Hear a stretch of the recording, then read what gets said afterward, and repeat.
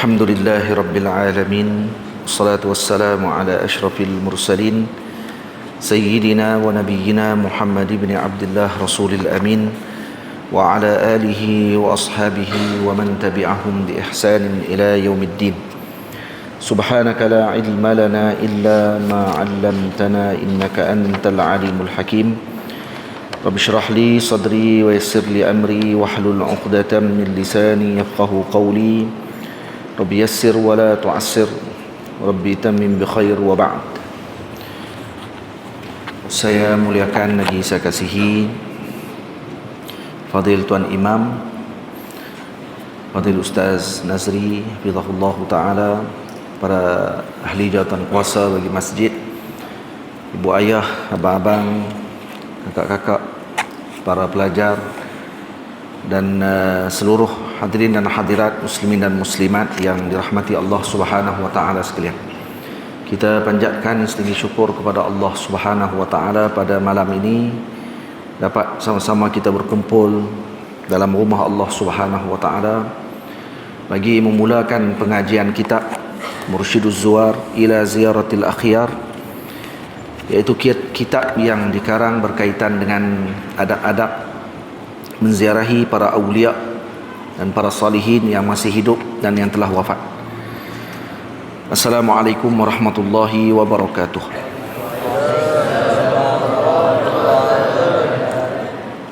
Kita akan mulakan kembali kitab ini kerana atas permintaan daripada Tuan Imam sendiri, iaitu kita dah baca di sebahagian ataupun permulaan bagi kitab ini di masjid apa dia? Sungai Itau, Masjid Sungai Itau. Hari ini kita ulang balik baca daripada muqaddimahnya, dan kita akan berhenti setakat yang diizinkan nanti insya-Allah. Jadi kitab Mursyiduz Zuwar ila Ziyaratil Akhyar ini saya karang beberapa tahun yang dulu, adalah untuk memberikan panduan dan pedoman kepada para penziarah untuk mereka beradab ketika mana menziarahi, bertemu dengan para ulama dan para salihin. Dan ada ulama yang mengarang kitab yang khusus berkaitan dengan adab menziarahi para salihin yang telah wafat, awliya yang telah wafat, maqam-maqam para wali Allah Subhanahu wa taala. Ada adab yang perlu untuk diterapkan dan yang perlu diamalkan oleh para murid, orang yang inginkan mendekatkan diri mereka kepada Allah Subhanahu wa taala. Maka adab-adab tadi telah disusun oleh para ulama kerana kita beradab dengan siapa sahaja, sama ada wali tersebut masih hidup ataupun yang telah wafat. Ramai yang ketika wafatnya wali Allah Subhanahu wa taala dan juga para salihin, ketika mereka menziarahi makamnya para wali Allah Subhanahu wa taala, mereka menganggap seakan berada di depan batu, dan juga nisan yang mereka lihat pada ketika itu seolah-olah tidak ada apa-apa nilai. Sebaliknya, kalau difaham dan dilihat dengan pandangan mata hati, seorang tidak akan pergi ke tempat tersebut melainkan disebabkan kerana sahibul maqam, tuan punya maqam itu berada di situ. Kalaulah sahibul maqam itu tidak berada di dalam kubur tadi, maka kita tak akan pergi ke tempat itu dengan tiba-tiba atau sengaja untuk pergi ke tempat tersebut, melainkan kerana yang kita tujukan tadi adalah sahibul maqam, tuan punya maqam yang kita hadir tersebut. Dan yang paling agung iaitu Nabi kita Muhammad sallallahu alaihi wasallam. Kalau adab-adab ini diamalkan oleh para penuntut ilmu, oleh para ilmuwan khususnya lebih lagi, maka ini akan memberikan kesan yang mendalam terhadap ziarah yang mereka lakukan. Dan ziarah kepada maqam para wali Allah Ta'ala, menziarahi maqam para salihin, menziarahi maqam ahli kerabat kita, ibu ayah yang telah wafat dan seumpamanya, itu adalah merupakan tuntutan di dalam syarak. Karena junjungan besar Nabi kita Muhammad sallallahu alaihi wasallam mengatakan, kuntu nahaitukum an ziyaratil qubur ala fazuruha, aku telah menghalang kamu sebelum ini daripada menziarahi kubur. Maka sekarang kata Nabi, fazuruha, ziarahilah kubur dan maqam-maqam sama ada yang disebut tadi secara umum. Kerana para sahabat Nabi ridwanullah alaihim ajma'in, mereka mempunyai ibu dan ayah yang sebelumnya mungkin bukan Islam. Dan bila Nabi mengatakan kuntu nahaitukum an ziyaratil qubur ala fazuruha, maka difaham daripada hadis tersebut baginda Rasul sallallahu alaihi wasallam membenarkan kepada para sahabat untuk menziarahi makam kerabat mereka walaupun yang telah wafat, walaupun yang bukan Islam sebelum mereka. Kerana itu menziarahi perkuburan hatta orang bukan Islam sekalipun, adakah dilarang di dalam syarak? Tidak dilarang dalam syarak. Dan menziarahi makam para awliya dan makam siapa sahaja pun ada 3 tujuan yang biasa dilakukan. Yang pertama, menziarahi tadi dengan tujuan untuk menyambung kerabat, menyambung silaturahim. Yang itu. Jadi ini menziarahi siapa sahaja, hatta kalau ibu ayahnya bukan Islam sekalipun, maka dituntut baginya untuk menziarahi permakaman mereka walau dia bukan Islam, datuk nenek kita walau bukan Islam, untuk menyambung silaturahim, bukan mendoakan kepada mereka dengan keampunan, kerana itu dilarang di dalam syarak, cuma untuk menyambung, tidak ada masalah. Yang kedua, tujuan menziarahi makam para awliya, tujuan menziarahi makam adalah untuk mendapatkan barakah. Mendapatkan barakah, maka yang kita ziarahi adalah makamnya para salihin, para awliya Allah subhanahu wa ta'ala. Jadi ini tujuannya untuk barakah. Yang ketiga, tujuannya adalah untuk mengambil peringatan terhadap kematian. Maka yang ini terpulang di tempat makam mana sekalipun, ketika seorang melalui perkuburan, maka disunatkan dia untuk memperingati dengan kematian tersebut, bahawa dia juga nanti akan kembali ke dalam tanah, dia juga akan masuk kembali ke dalam bumi setelah itu. Tamam? Jadi ada 3 sebab kenapa orang menziarahi, dan ketiga-tiga tadi tidak dilarang. Jadi kalau kata dilakukan dengan tujuan yang lain daripada 3 tersebut, seperti pergi ke kubur untuk memuja, pergi ke kubur untuk melakukan perkara-perkara yang bid'ah yang disebutkan di dalam syarak, maka itu dilarang dalam syarak. Tentu tak perlu untuk kita bincangkan bab adab itu, kerana itu tidak ada adab pada permulaan. Dah tak ada adab pada permulaan lagi, iaitu pergi kerana untuk melakukan sesuatu yang dilarang di dalam syarak. Cuma ketika mana masalah berkaitan dengan menziarahi makamnya para salihin dan awliya dipandang serong oleh sebahagian masyarakat, menganggap bahawa ketika kita menziarahi makamnya para awliya dan salihin, dianggap kita melakukan perkara syirik. Sedangkan orang yang menziarahi makam para awliya untuk jalbil barakah, mengambil berkat dan seumpamanya, maka itu tidak dilarang dalam syarak. Dan itu bukan masalah dalam akidah, itu masalah dalam hukum fikih, hukum fiqh, bukan dalam hukum akidah. Kerana yang pergi tadi orang yang beriman kepada Allah dan Rasul sallallahu alaihi wasallam, maka mereka ini adalah orang-orang yang terselamat daripada syirik kepada Allah dan melakukan perkara yang bertentangan dengan apa yang disebutkan oleh Nabi kita Muhammad sallallahu alaihi wasallam. Yang dilakukan oleh juhala, orang-orang yang jahil dan seumpamanya, tidak jadi hukum, dan itu tidak menjadi sebagai panduan utama untuk kita jadikan mi'yar atau penanda aras kepada masyarakat tadi adalah masyarakat yang rosak. Karena hanya sebahagian orang yang melakukan benda yang syirik, menurun dan juga menyembah kubur dan seumpamanya, kalau kata dikatakan sedemikian. Dan lebih buruk lagi kalau kita menuduh umat dengan menyembah kubur, sedangkan mereka hanya pergi ke sana dengan membaca Yasin, kemudian membaca tahlil, kemudian bertawassul, beristighasah dan seumpamanya. Itu tidak dilarang dalam syarak, dan semuanya ada dalil. Semuanya ada dalil. Masalahnya orang kita ni dia pemalah. Ni yang paling utama. Benda paling berat kali adalah pemalah. Pemalah ni dia boleh buat apa dah. Yang pertama, malah mengaji. Kedua, malah untuk Allah Muhammad nak menambahkan pengetahuan dia dengan cara yang pelbagai pada zaman sekarang ini. Dan otaknya telah masuk dengan virus. Virus suka mensyirikkan dan membid'ahkan umat Nabi SAW. Virus ni jaga-jaga ni adik-adik, jaga-jaga duk mengaji ni, hati-hati. Jangan rasa cerdik sangat. Ada orang dia rasa dia cerdik sangat, semua reti dia kata. Dia boleh nak bahas, dia boleh nak hantam, dia boleh nak pertikai para alim ulama dan seumpamanya dengan secebis daripada ilmu yang dia baru mengaji sikit sahaja, yang dia tak temu lagi dengan lautan yang lebih mendalam dengan masalah ilmu tadi. tapi dia dah mula untuk nak bersikap sombong dengan para alim ulama yang telah menghabiskan masa kehidupan mereka tadi dengan menuntut ilmu agama Allah Subhanahu wa taala. Kurang-kurangnya ada hormat, kurang-kurangnya ada ta'zim, kurang-kurangnya kenal orang dengan siapa yang kita berbicara, kurang-kurang kita tahu dengan siapa kita nak berbalah pada waktu tersebut. Ni sampai tak kenal, tak tahu siapa dia yang dia berdepan pada waktu tersebut. Ni jenis orang yang nak tak reti, nak apa ni orang panggil apa, nak orang panggil sembrono. Orang zaman lah ni, anak-anak muda khususnya adalah golongan yang jur'ah, maksudnya berani telajak, sampai tak tahu mana satu sempadan yang patut mereka jadikan untuk mereka berkhilaf dan juga berbeza pandangan.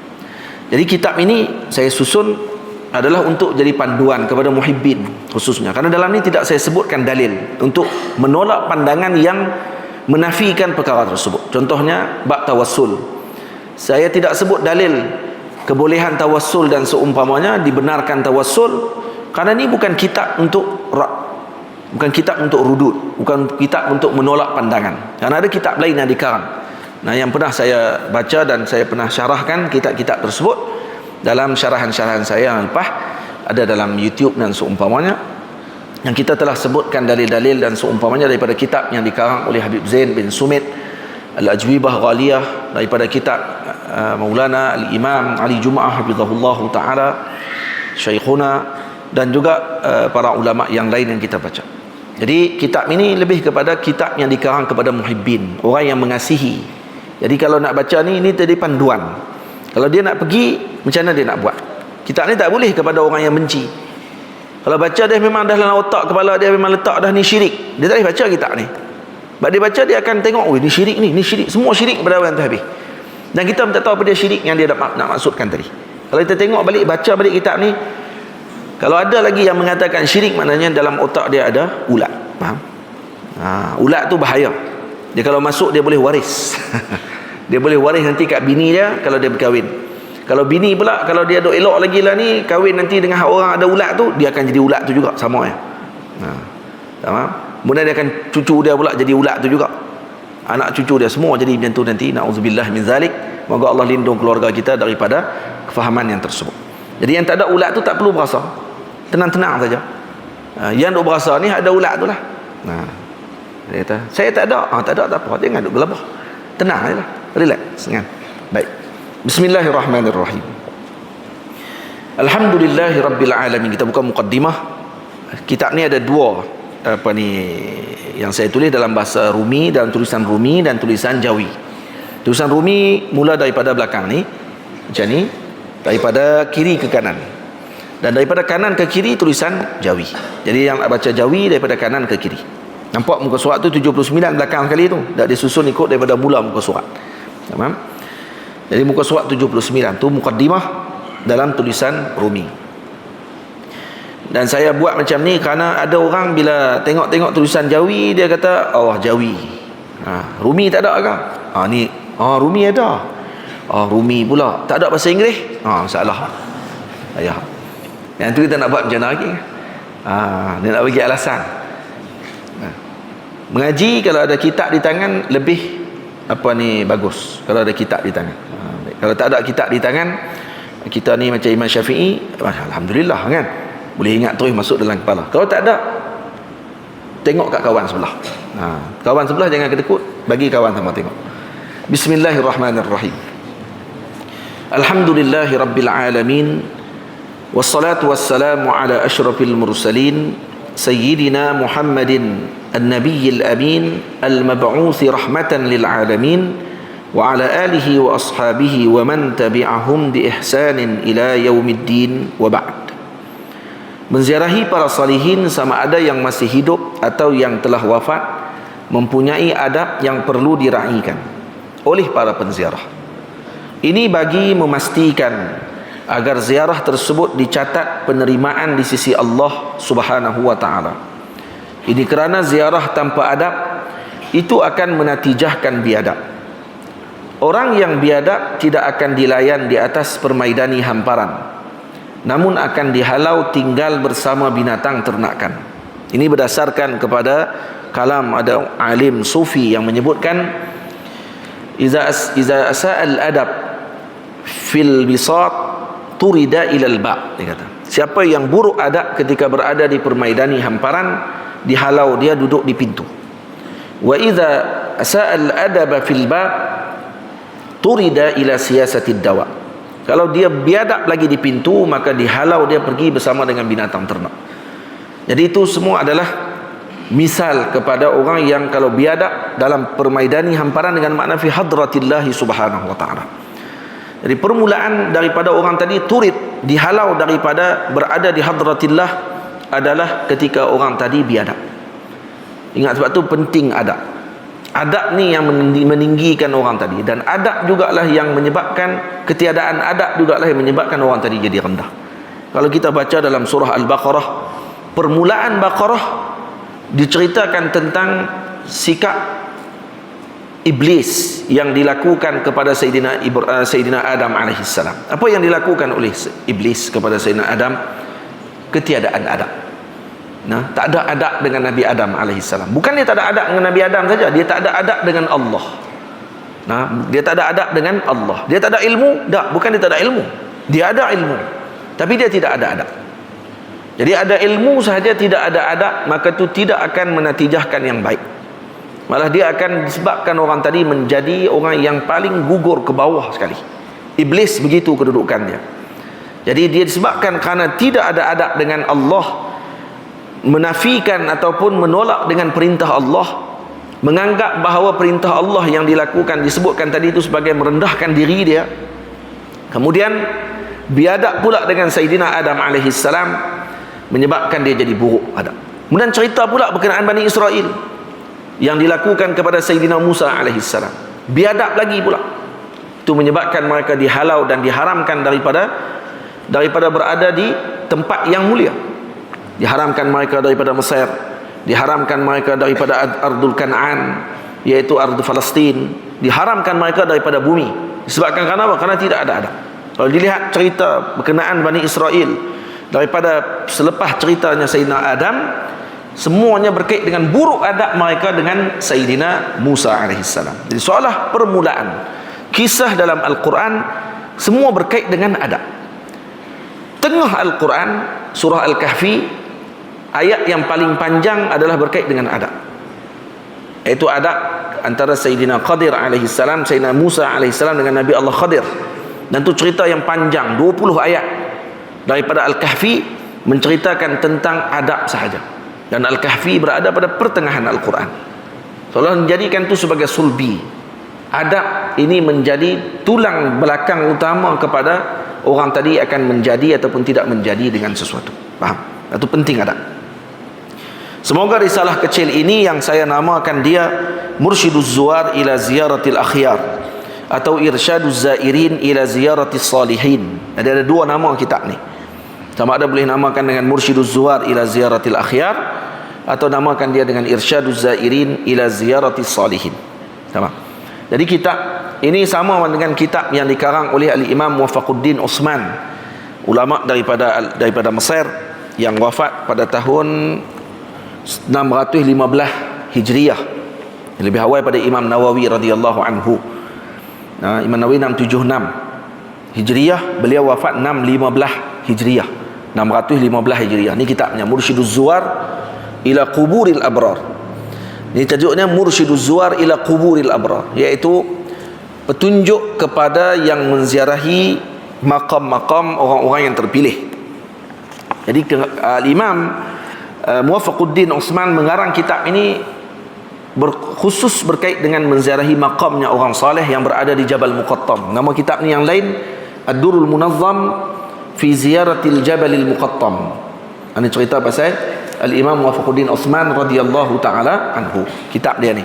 Jadi kitab ni yang saya karang pula berkait dengan ziarah orang-orang yang saleh, bukan hanya kubur sahaja tapi juga menziarahi orang-orang saleh. Sekarang orang minat anak-anak muda pakat pilawat tok guru dan seumpamanya, tapi tak jaga adab.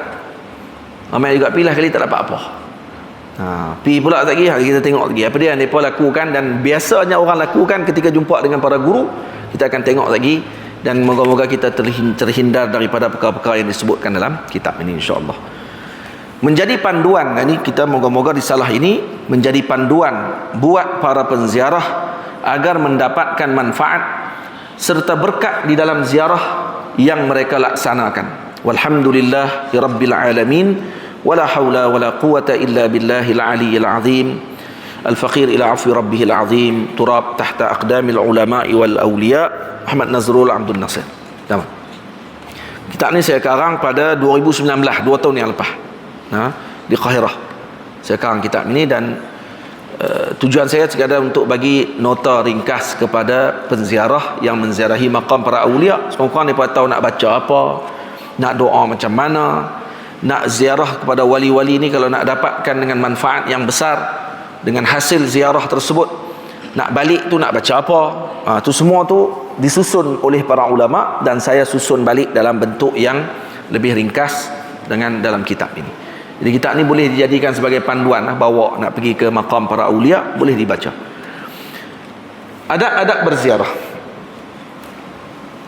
jangan menyimbang, tengok sini.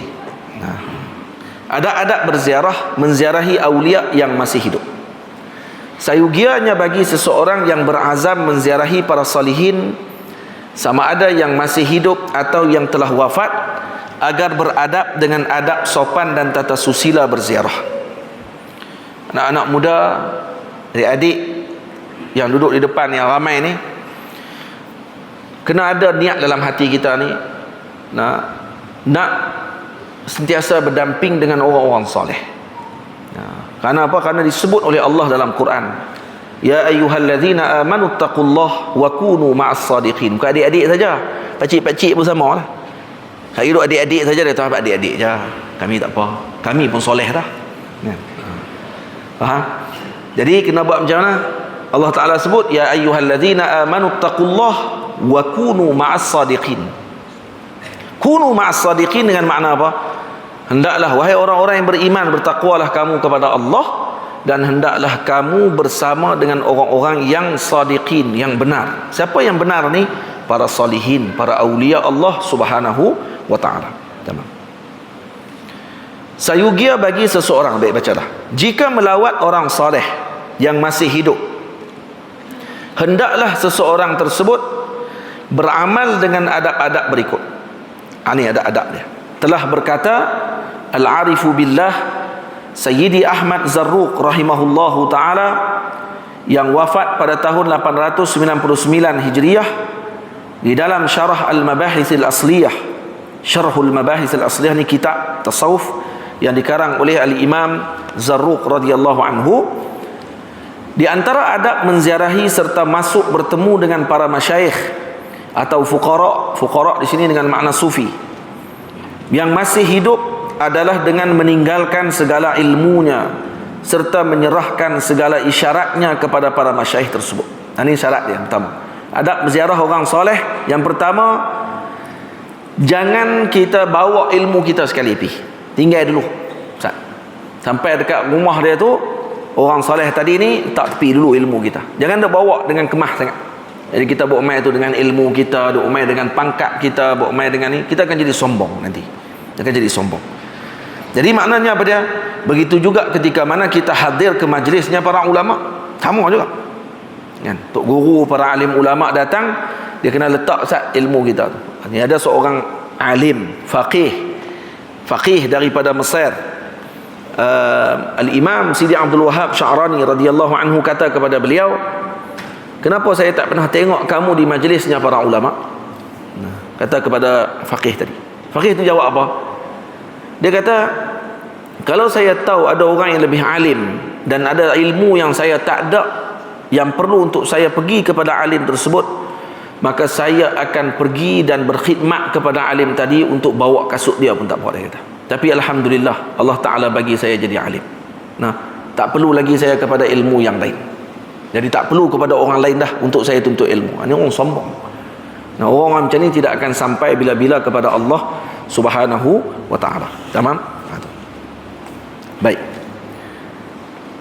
Janganlah sesekali dia mendakwa bahawa dirinya berilmu, serta tidak memandang bahawa dirinya itu termasuk orang-orang yang berilmu ketika bersama dengan para masyayikh tersebut. Ini jangan. Kita kalau hadir jumpa dengan para guru, dengan para masyayikh, dengan para ulama, jangan rasa kata kita ni termasuk orang yang reti. Pi itu dengan keadaan kita rasa kita tak reti. Ini akan dapat manfaat banyak. Sebab orang yang reti, dia akan jadi macam cawan yang penuh ni macam ni. Cawan ni tak apa nak penuh ni. Cawan dia penuh, contohnya kalau ayak penuh sampai sini. Ayak kalau dah penuh, dia sampai macam mana nak campur lagi ayak dalam tu? Tak boleh dah. Kerana ayak dah penuh dah, cawan dia penuh, nanti dia akan melimpah.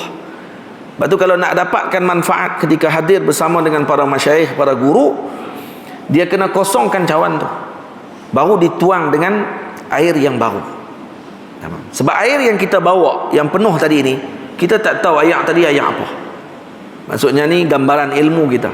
Sama ada ilmu yang kita bawa tadi ni itu musta'mal, atau air tadi yang kita bawa dalam cawan tadi ni mutanajis, tak boleh guna. Kalau musta'mal tahir, ghairu mutahhir, dia hanya suci tapi tidak menyucikan. Kita nak air mutlak tu. Jadi kalau nak air mutlak tadi, kena jumpa dengan para guru, para masyayikh, para fuqara, para sufi maknanya, untuk mereka tuang kembali air yang mutlak masuk ke dalam cawan tadi bagi penuh. Barulah boleh guna dan boleh disiram pula kepada yang lain, dan boleh digunakan dan diberikan manfaat. Itu maksudnya. Bahkan kata Syekh di sini, kata apa ni, disebutkan oleh Al-Imam Zarruq radhiyallahu anhu, bahkan hendaklah dia menganggap bahawa ilmu para masyayikh dan fuqara itu lebih sempurna daripada ilmunya. Ni kakak belakang ni buat duk sembang daripada tadi duk tengok ni. Dah duduk depan sekali, lepas tu sembang.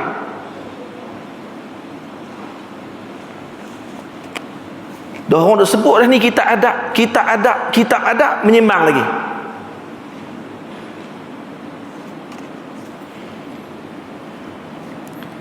Ini kerana dia memerlukan kepada tunjuk ajar dan ilmu mereka. Adab ini perlu dilaksanakan walaupun secara zahirnya dia lebih berilmu daripada orang saleh yang diziarahinya. Ini kerana yang dinilai pada ketika itu adalah hakikat, bukan secara zahirnya. Tengok. Jadi kalau jumpa dengan masyayikh, yang perlu kita ada dalam hati kita pada ketika tersebut adalah mengosongkan jiwa kita daripada ilmu pada waktu itu, untuk kita mendapatkan manfaat daripada alim tersebut. Anak-anak kita yang baru-baru sekarang mengaji ni, hak ni terlepas dalam hidup mereka. Tak ada adab waktu main mengaji dalam kelas. Nampak? Para guru di sekolah sepatutnya yang dulu kena mengaji, ngajak dulu pada anak-anak murid. Nampak? Ya, sebab sistem sekolah kita sekarang ni, sistemnya sistem untuk mengeluarkan orang yang hanya untuk dapat sijil saja. Tidak lagi nilai lagi dengan perkara yang perlu dengan adab pada waktu tersebut. Kerana tu tak ada lagi dalam jiwa mereka dalam datang mengaji ni, nak ilmu yang pada waktu tu. Yang penting seronok, semua seronok. Mengaji nak seronok. Kalau ada tok guru mai buat lawak banyak, hak ni minat. Tapi kalau baca kitab, tak mau. Mengantuk baca kitab. Tapi kalau seronok mai, bergelak daripada awal majlis sampai habis, yang ni syok. Ni baru mengaji. Mengaji kepala otak apa yang tu? Kalau main nak mengaji, main mengaji. Bukan main tadi, main nak seronok saja. Main nak dengar ilmu. Main ni nak dengar baca kitab, dengar nama ulama yang dibaca. Macam tu sepatutnya. Tamam? Baik. Al-Imam Zarruq rahimahullahu ta'ala juga mengatakan bahawa di antara perkara yang sangat ajaib yang aku dapati daripada sebahagian orang, bahawa mereka menziarahi ahli kamal, yakni para ulama sufi, dengan tujuan untuk mengambil manfaat daripada mereka. Namun sebaliknya, dia pula yang memanjangkan perbicaraan dalam ilmu hakikat di depan para ahli hakikah tersebut. Ini kata Imam Zarruq, ada orang pergi jumpa dengan ulama-ulama sufi, dia pun nak tunjuk dia sufi juga. Tok guru tu sembang ilmu hakikat, dia pun ilmu hakikat juga. Tok guru tak ada nak sembang lagi, dia buat keluar dulu dia punya buah dia dulu. Kali tok guru duduk diam, dia yang sembang banyak. Perang buat keluar. Baik, apa tujuan orang buat macam ni? Tengok. Mereka menyangka dengan mengucapkan sedemikian akan menambahkan kecintaan para ahli hakikah tersebut kepada mereka. Mereka ingat, kalau pi duduk dengan majlis para ulama, duduk dalam majlis mereka dan boleh bercakap lebih daripada alim tersebut, maka mereka akan kata, kamilah orang yang ada kedudukan dalam hatinya mereka. Kata Imam Zarruq, saya tidak pasti adakah perbuatan tersebut dilakukan kerana menyangka bahawa para ulama tersebut tidak tahu apa yang dia ketahui, atau tujuannya untuk mendapatkan kecintaan para ulama tersebut, atau semata-mata mempamerkan kepada para ahli hakikah tersebut bahawa dia juga punya zauq dan kefahaman. Tengok, ada beberapa sebab di sini. Imam Zarruq kata, yang pertama, kemungkinan dia pergi kerana dia buat macam tu disebabkan kerana apa? Kerana dia nak mendapatkan kecintaan para ulama. Ini niat bagus juga, nak. Dia pergi tu tunjuk juga, kata dia ada ilmu. Ulama ni cakap pasal ilmu hakikat, dia pun nak cakap juga pasal ilmu yang tinggi-tinggi dalam ilmu kesufian. Tak cakap dah rendah-rendah yang bab pembersihan jiwa ni, nak cakap yang naik ke langit, kemudian tajalli, dan kemudian jadi majzub pada waktu tu. Nak ingat kata, ni dengar benda-benda yang kemah-kemah, yang munawar, yang bercahaya. Tak.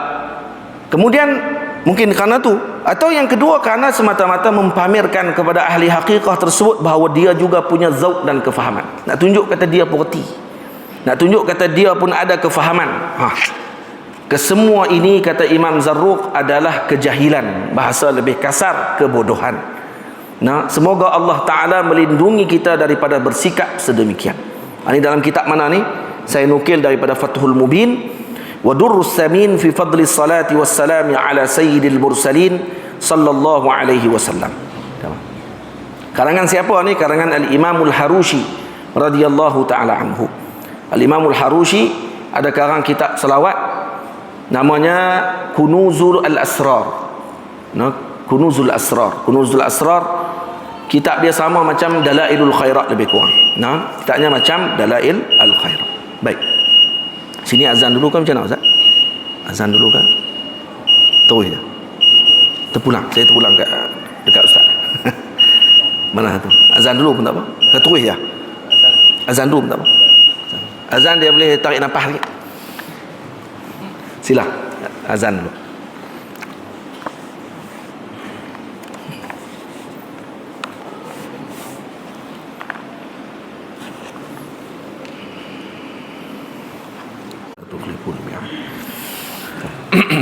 Kita sambung sikit lagi kitab ni. Al-Imam Abdullah Al-Khayyat Ibnu Muhammad Al-Harushi rahimahullahu ta'ala, yang wafat pada tahun 1175 Hijriah, memberikan kesimpulan bahawa menziarahi para masyayikh itu perlukan padanya 3 perkara. Ini masyayikh mana ni? Masyayikh yang hidup lagi. Sebab tajuk kita masih lagi dengan yang awliya yang masih hidup. Iaitu yang pertama, merendahkan serta menghina dirinya sehingga dia memandang bahawa tiada kelayakan baginya untuk berbicara. Itu yang pertama. Jumpa dengan orang saleh, letak dalam hati kita ni, kata kita ni tak ada apa, InsyaAllah dapat manfaat. Tapi kalau pi itu kita duk rasa nak test, nak try, nak check tengok ilmu dia. Ini pernah berlaku dalam kisah sejarah yang pernah saya sebut sebelum ni. Ada 3 orang lelaki, 3 orang alim. Yang pertama Ibnu Abi Usrun Asy-Syafi'i. Yang kedua Allahumma salli nama apa? Yang kedua mana apa ni, Asim di mana ni? Nama apa seorang ni? Hambali, nama apa? Sidi Abdul Qadir Jilani, Ibnu Abi Usrun dengan Ibnu, ingat tak? Lupa lah saya. Ada 3 orang lah. Ada 3 orang. Cari yang saya boleh jumpa. Jumpa lah. 3 orang. 3 orang ni berjanji. Ada sebahagian riwayat kata mereka tak berjanji, cuma jumpa di tengah jalan. Mereka ni sepengajian. Sidi Abdul Qadir Jilani waktu ni masih mengaji lagi. Ibnu Abi Usrun dengan Ibnu Saqa. Ibnu Saqa. Siapa sebut dia tu? Ibnu Saqah, 3 orang. Ibnu Saqah. Ibnu Saqah juga mazhabnya Hambali. 3 orang ni pergi nak bertemu dengan siapa? Nak bertemu dengan Al-Imam Al-Hamadani, Qutbul Hamadani. Qutb Hamadani ni ma'ruf sebagai ketua para wali ataupun ulama wali besar pada waktu tersebut. Jadi 3 orang ni nak pergi jumpa lah. Masa dalam perjalanan bincang apa? Ibnu Abi Usrun kata, saya ni nak pergi jumpa dengan Al-Hamadani, saya nak pergi tanya soalan dekat dia, tapi saya tak pasti dia boleh jawab ke tak soalan saya. Saya tak pasti tu. Ibnu Saqah pula kata, saya nak pergi jumpa dengan Qutb Hamadani ni, nak tengok betul ke dia ni tok wali, dan saya nak tanya soalan ni saya rasa dia tak boleh jawab. Tu betul. Hebat no. Dia pergi tu memang tahu nak test terus. Atau bahasa ulama dulu kalau nak test ni ataupun soalan diberi kepada guru ni dipanggil ta'jiz, Ta'jiz ni apa dia? Dia bagi soalan kepada guru. Betul, para masyayikh kami di Al-Azhar, Maulana Syekh Ali Jumaah khususnya, kalau dia nak mula mengajar, dia akan sebut apa mula-mula nak mengajar kitab tu. Ajiz ni, kata dia. Ajiz ni apa dia? Tolong lemahkan aku. Buat keluar soalan apa-apa pun sampai aku tak boleh jawab, kata Syekh. Atau dipanggil ta'jiz. Lepas tu majlis ta'jiz itu majlis untuk bertanya soalan macam-macam kepada guru tersebut. Dipanggil majlis ta'jiz, dipanggil. Itu istilah pada zaman dulu. Jadi kata dia, aku nak pergi nak test tengok. Aku kata dia tak tahu, dan aku tahu dia tak akan boleh jawab soalan aku. Maka bila ditanya kepada Sidi Abdul Qadir Jilani pula, kata beliau, saya pergi hanya sekadar untuk sambung silaturahim dengan Qutbul Hamadani. Saya tak ada niat lain, nak pergi jumpa dia, sambung silaturahim, itu saja. Sampai saja di rumah Qutb Hamadani, pintu tak dibuka, bagi salam tak dijawab.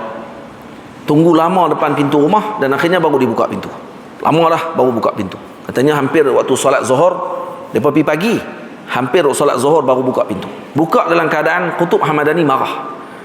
Wajah dia merah dan marah pada waktu itu. Kemudian dijemput masuk, dia kata 3 orang. Lepas masuk, duduk saja. Ni kali pertama jumpa. Kali pertama jumpa dengan Qutb Hamadani.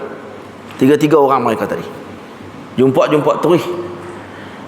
Qutb Hamadani kata apa kepada Ibnu Saqah? Dia kata kepada Imam Ibnu Abi Usrun. Kata beliau, kamu wahai Ibnu Abi Usrun, kenal terus. Tak pernah jumpa ni, kali pertama jumpa. Kamu kata kamu datang nak tanya soalan kepada aku, dan kamu ingat kamu masih lagi syak aku boleh jawab ke tak boleh jawab. Ni soalan kamu, soalan tak tanya lagi. Terus dia bawa keluar soalan, dibagi tahu pula dengan jawapan, bagi tahu sekali kitabnya. Tu kitabnya, ni jawapan pada soalan yang kamu nak tanya aku dalam perjalanan tadi. Lihat. Kamu kurang adab, kata dia. Kamu akan nanti disibukkan dengan pemerintahan. Jadi menteri keuangan, mengurus bahagian wakaf dan seumpamanya, mengurus berkaitan dengan harta golongan muslimin. Imam Ibnu Abi Usrun bukan orang biasa, alim kabir, dan dia mensyarahkan tanbih banyak berapa puluh jilid. Nah, Al-Imam Ibnu Abi Usrun ada kitab syarah tanbih Al-Imam Asy-Syirazi, Abu Ishaq Syirazi radhiyallahu anhu. Ini antara kibar ulama dalam mazhab kita Syafi'i. Tamam, habis, selesai yang tu.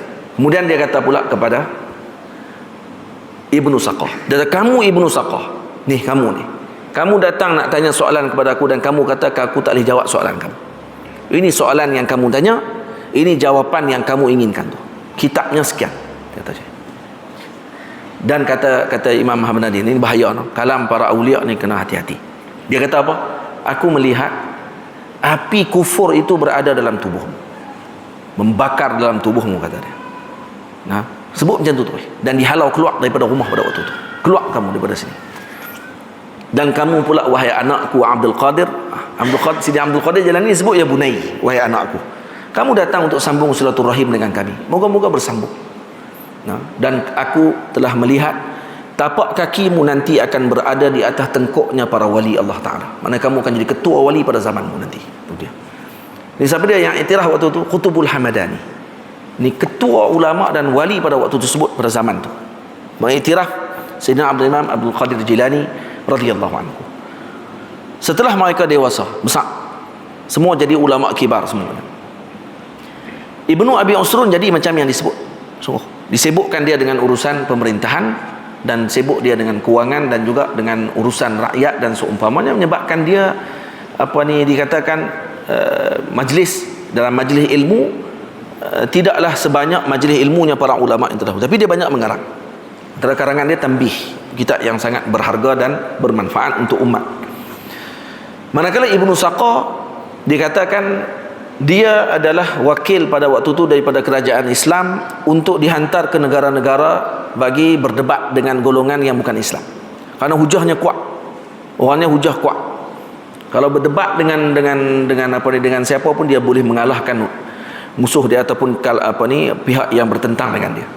Dan tu hari dia dihantar oleh kerajaan waktu tu pergi ke negeri di barat.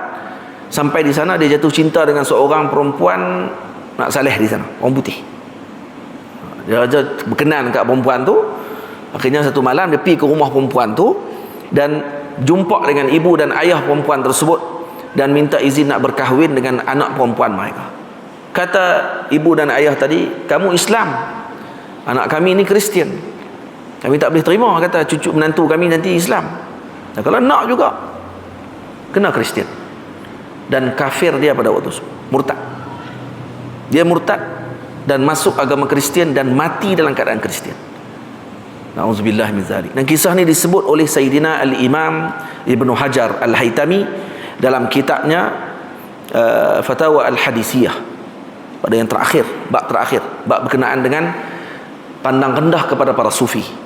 Hati-hati dengan orang-orang yang suka mempermainkan para ulama-ulama sufi. Jaga-jaga. Yang ni dikhawatiri, dibimbangi su'ul khatimah. Hati-hati. Jaga-jaga semua. Pesanlah. Itu kita duk pesan, kata kalau tak berkenan pun dekat mana-mana ulama sufi ni, sabarlah, tahan saatlah lidah kita tu, jangan duk kata apa. Sebab kita tak kenal. Kalau kita tak kenal tu kita kata tu, tenang-tenang saja, cukup.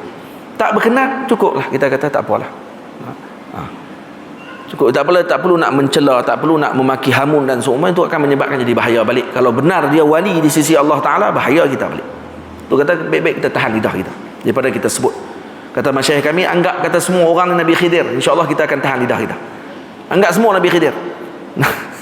Insya-Allah kita tak akan kata ke orang. Insya-Allah. Jadi macam tu salah satu daripada contoh yang berlaku dalam sejarah, pernah berlaku macam tu. Al-Imam Abdul Wahab Sya'rani pernah cerita juga benda yang sama berlaku pada zaman beliau, yang diceritakan oleh guru beliau Sayyidi Al-Imam Syekhul Islam Zakaria Ansari radhiyallahu anhu. Syekhul Islam Zakaria Ansari, waktu ketika dia belajar, kata Syekhul Islam Zakaria Ansari, aku dulu mengaji di Al-Azhar dan duduk di mujawir di Al-Azhar, duduk di luar Masjid Azhar, duduk berhampiran dengan Masjid Azhar, dipanggil mujawirin. Jadi satu hari kami ni nak pergi lawat Imam Ibrahim Matbuli. Sidi Ibrahim Matbuli duduk dekat dengan Matariyah. Kalau daripada Qahirah nak pergi ke Matariyah ni, kalau lah ni tak jauh mana lah. Zaman dulu ni jauh lah. Kalau zaman dulu, zaman imam-imam dulu ni nak pergi tu jauh, ambil masa lah kan? Mungkin 1, 2 jam, 3 jam, lebih kurang itu. Bila senang lah naik kereta api ataupun naik teksi, tak jauh mana lah, dekat je.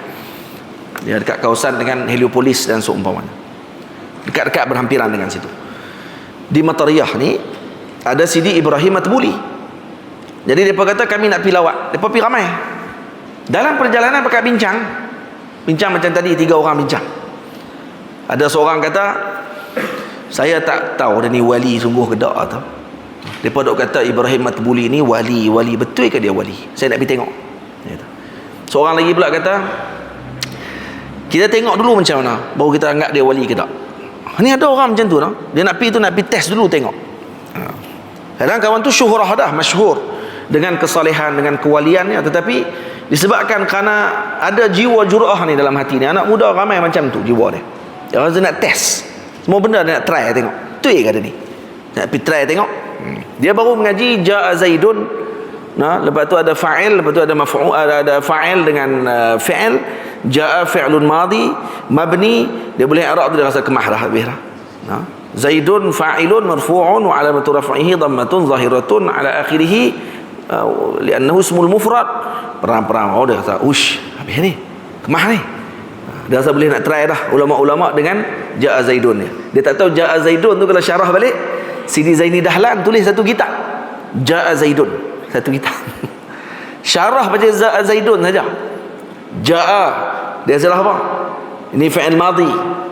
Fi'il madhi. Okey, fi'il madhi. Fi'il ada berapa? Fi'il ada 3. Fi'il madhi, fi'il amar, fi'il mudhari'. Mana yang mabni? Yang mabni fi'il madhi dengan fi'il amar. Nah, fi'il mudhari' mu'rab. Ada tak yang mabni? Ada yang mabni. Syarah pula yang tu. Macam dia buat kitab nahwu tu. Tapi dia daripada contoh Ja'a Zaidun. Lepas tu dia masuk pula sekali dengan balaghah. Oh, seakan Sidi Zaini Dahlan, apa ni, siapa dia? Mufti Makkah dulu. Dia tulis kitab Ja'a Zaidun. Kemudian bila mana dia pergi sampai saja dekat Sidi Ibrahim Matbuli, duduk. Tengok waktu tu Sidi Ibrahim Matbuli tengah duduk kerak buah temikai. Kerak buah temikai. Kerak buat kecil-kecil. Macam nak sambut tetamu lah. Lepas dia kerak, dia tengok Pak Mai duduk keliling dia. Lepas tu dia pun panggil, kamu mai. Dia bagi satu slice buah temikai. Tu dia panggil pula, mai, bagi pula. Kamu mai, bagi. Pakat bagi seorang satu, dapat. Lepas tu balik. Lepas dia balik, pakat kata sungguh lah. Kata wali apa? Sunnah pun tak tahu. Patutnya bagi kanan dulu. Dah kalau kerak tu Nabi bagi kanan dulu. Ni bagi ikut dan. Panggil orang belah kiri dulu, panggil orang depan dia, panggil orang kat sini-sini dia. Tak patut bagi kanan dulu. Tu baru sunnah. Jelas lah kan? Dia erti sunnah. Orang lain semua tak erti. Tahu? Kemudian Sidi Ibrahim Matbuli radhiyallahu anhu, Sidi Zakaria Ansari kata apa? Kalau kamu pun tahu kata tu sunnah, takkanlah Sidi Ibrahim Matbuli yang alim tak tahu sunnah. Hang budak pun tahu. Takkan dia tak tahu? Kata, tak, tentu dia buat, dia ada sebab. Kata Sidi Zakaria Ansari, tulis nama balik. Kata dia, tulis balik nama siapa yang dapat tadi buah tu mula dan siapa yang paling lah. Ditulis nama mereka satu-satu. Diceritakan kisah ni oleh siapa? Oleh Al-Imam Abdul Wahab Sya'rani dalam kitab beliau. Maka ditulis nama mereka sampai habis. Dan sungguh kata Sidi Zakaria Ansari, mereka mati ikut turutan tu. Hak dapat buah dulu, hak dia tu mati dulu. Hak nombor 2 mati nombor 2. Dan yang terakhir mati siapa dia? Sayyidina Zakaria Ansari, kerana dia orang terakhir yang diberi buah temikai tadi, dan umurnya 160 tahun. Sidi Zakaria Ansari umur 160 tahun waktu dia wafat. Dan dia Syekhul Masyayikh, ketua para masyayikh. Mana ada ulama pada zaman tu yang bukan anak murid dia. Dan madar isnad, sanad kita dalam Mesir, tak akan satu sanad pun tidak melalui Al-Imam Zakaria Ansari. Mesti akan lalu dia. Kitab apa pun lalui, tulislah, akan lalu Sidi Zakaria Ansari. Ilmu apa pun tidak satu pun tidak dikarang oleh beliau, semua dikarang oleh beliau. Tasawuf, nahwu, balaghah, apa dia lagi? Tafsir, syarah hadis, lagi fiqh tu dah kata lah. Sebut Syekhul Islam, tahu dah siapa dia? Sidi Zakaria Ansari. Dengan manhajnya, dengan Fathul Wahabnya, dengan tahrirnya dan seumpamanya, itu semua kitab-kitab beliau yang luar biasa yang dikarang oleh beliau. Kenapa? Karena adab luar biasa yang telah beliau tunjukkan waktu ketika belajar dengan para ulama, dengan para masyayikh. Tu Sidi Ibrahim Matbuli, masya-Allah tabarakallah ni, ya, kalau kita tengok, pergi dulu kena rendah diri dulu. Ramai anak-anak pelajar yang ada pada zaman sekarang, tak kira lah mengaji, bukan pelajar saja, hatta kalau kata dia jadi guru sekalipun, ini yang tidak ada dalam jiwa mereka. Bukan mereka ni, kita ni tak ada jiwa kita ni. Ketika jumpa dengan orang-orang yang soleh, kita main tu tak ada rendah diri lagi. Nak letak rendah diri tu, dia jadi rasa macam lekeh. Man tawadhu'a rafa'ahu Allah. Siapa tawadhu', dia ditinggikan oleh Allah, takkan direndahkan oleh Allah. Orang tawadhu', sifir dia tak akan rendah. Siapa yang tawadhu' ni mesti dia akan naik. Yang takabur ni akan jatuh. Dia tak akan naiknya. Takabur tak akan naik. Kerana air tidak akan berkumpul di atas. Air berkumpul di bawah. Faham? Kolam yang besar di bawah, mata air kecil di atas tu.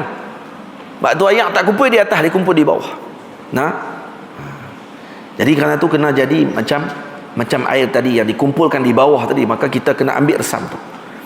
Bersiap. Yang kedua, bersiap untuk menerima sepenuhnya serta memberikan sepenuh perhatian dan pendengarannya tanpa dia meminta sesuatu daripada wali tersebut. Ha ni, kalau kata kita pergi jumpa dengan wali-wali Allah Ta'ala, dengan orang-orang saleh, dengan para ulama, letak pendengaran kita ni sepenuhnya dengan apa yang dia ucapkan. Bagi perhatian sepenuhnya. Karena apa? Karena kesemuanya tadi faedah. Dan tu akan dapatkan faedah pada kita. Dan kadang-kadang kalam dia tadi biasa saja. Ucapan dia biasa, tapi membekas. Kenapa? Karena yang diucapkan tadi oleh dia. Anak kepada Sidi Abdul Qadir Jilani waktu ceramah, buat keluar ayat Quran, hadis apa semua. Allahu Akbar. Siapa pun buat tak tahu. Tak dengar. Tak ada teriak apa-apa. Dengar saja. Mai Sidi Abdul Qadir Jilani, dia sebut apa? Semalam cerita dia, bismillahirrahmanirrahim, alhamdulillah, muqaddimah. Lepas tu semalam Ummu Muhammad masak ayam. Diletak ayam tadi di atas meja. Kucing lompat ambil ayam tadi, bawa lari. Hak tu ya cerita dia. Ceramah dia hak tu ya. Teriak satu kampung. Menangis, ada yang pengsan dan seumpamanya kerana dengar ucapan dia, kucing di atas meja curi ayam. Itu kalau kita bagi ceramah tu, siapa nak bagi apa dia ni? Qimah apa, ceramah apa ni? Ceramah ayam kena curi dengan kucing. Nah, bini kita masak ayam, tak atas meja, kucing curi. Habis. Itu ya ceramah dia. Orang kampung teriak. Ada yang pingsan dalam majlis tersebut. Maka anak dia tanya, wahai ayah, saya tadi keluar Al-Quran, hadis apa semua kali. Nah, tak ada pun mereka berasa pun. Bukan nak kata Quran hadis tidak memberikan kesan, tak. Sebab keluar daripada mulut siapa pada waktu tu. Nah, beza dengan awliya yang ketika dia baca Quran, kalau dia baca sikit saja pun kadang bekas dalam hati orang tersebut. Kerana Quran tadi dah jadi darah daging dia. Tapi orang ada yang baca Quran ni la tajawaz taraqihim, tak lepas daripada tenggorokan ni, tak lepas pada sini. Quran ni hanya dia halua lidah dia saja aja. Dengar masuk ke telinga aja, tak masuk ke hati. Tapi kalau awliya baca Quran, kita dengar walau suara tak sedap sekalipun, tapi masuk membekas dalam hati kita. Faham? Jadi kata Imam Abdul Qadir Jilani, kerana yang kamu cakap tadi daripada lidah hanya sampai ke telinga. Saya tadi cerita yang dipaham oleh mereka tadi dengan kefahaman yang pelbagai. Ada yang faham ayam tadi adalah amalannya mereka dan dicuri oleh syaitan di tengah jalan. Balik jumpa dengan Allah tak ada apa. Dia pun tak nampak tentang ayam dengan ikan dengan kucing yang curi itu. Dia pun nampak tentang diri mereka pada waktu tersebut. Kerana yang keluar daripada sini akan masuk ke sini. Balik kata Imam Sidi Abdul Qadir Jilani. Lepas tu ada orang kalau dia dengar kalam yang didengarkan daripada kalam orang, kata orang biasa sekalipun, ada seorang lelaki lalu di depan satu tempat, ada 3 orang duduk situ, 2 orang duduk di situ. Faham? Kemudian lalu orang tadi dia sebut Za'tar Barri. Za'tar ni pada time. T-H-Y-M-E. Tim ke time atau sebut je nak. Itulah dia sejenis orang panggil apa, daun tu yang orang duk bubuh atas daging. Kan orang duk makan mak saleh selalu duk guna, ataupun Arab kalau kata dia buah zaitun, dia akan tabuk time tu, za'tar tadi dia akan tabuk di atas tu dan cicah dengan roti. Itu baik untuk kesihatan. Dia makan pagi-pagi macam tu. Yang Arab Mesir, Arab di Palestin, di Syria biasanya makan macam tu. Za'tar dia panggil Za'tar Barri. Jadi orang tu lalu dia panggil Za'tar Barri. Lepas tu orang ni dengar, dia kata apa? Kamu dengar apa tadi? Dia kata saya dengar Za'tar Barri. Za'tar Barri maksudnya saya dengar tu kawan tu jual Za'tar Barri. Macam kita jual ni kangkung macam tu lah. Dia dengar kangkung. Sama. Yang kawan ni kata tak, saya dengar lain. Saya dengar apa dia? Is'atara birri kata dia. Saya tak dengar Za'tar Barri, saya dengar Is'atara birri. Mari ke sini, kamu akan melihat dengan kebaikanku kata Allah. Jadi dia tidak memandang kalam tu kalam makhluk. Dia memandang tu adalah khitab Allah Ta'ala kepada dia pada waktu tersebut untuk dia datang segera kepada Allah. Waktu tu nak dekat hampir dengan Ramadan. Maka dia dengar Za'tar Barri tadi dengan gelar ataupun dengan sebutan yang lain terus daripada apa yang disebut. Ada orang yang diberikan tajalli oleh Allah Ta'ala dengan macam tu, dapat waridat dipanggil. Kalau dalam sufi dipanggil waridat. Waridat hasil daripada wiridnya yang banyak, maka Allah bagi waridat kepada dia. Dengan wirid dapat waridat. Dan waridat tak akan dapat kalau kata melainkan anugerah daripada Allah. Kalau dia tak banyak wirid pun, wirid dia tak banyak, dia tak dapat waridat. Ada orang macam tu kan? Ada waridat ulama ni yang Allah Ta'ala bagi dia dengan hal waridat dia. Orang tengok dia ingat Allah Ta'ala. Ada orang yang waridat dia dengan tulis, banyak mengarang. Tu waridat dia. Dan karangan yang benar susah-susah, dia boleh karang dengan senang. Dan orang boleh senang faham dengan apa yang dia karang.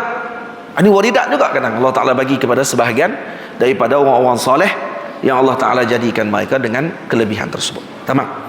Tu. Jadi kalau kita pergi, bagi sepenuh perhatian dan pendengaran kita tanpa dia meminta sesuatu daripada wali tersebut. Tak minta apa, pergi dengar saja. Yang ketiga, menzahirkan keperluannya terhadap segala ilmu para ahli hakikah tersebut dengan bertanya perkara yang sepatutnya atau dengan kata kiasan yang jelas dalam meminta petunjuk daripada mereka. Tamam.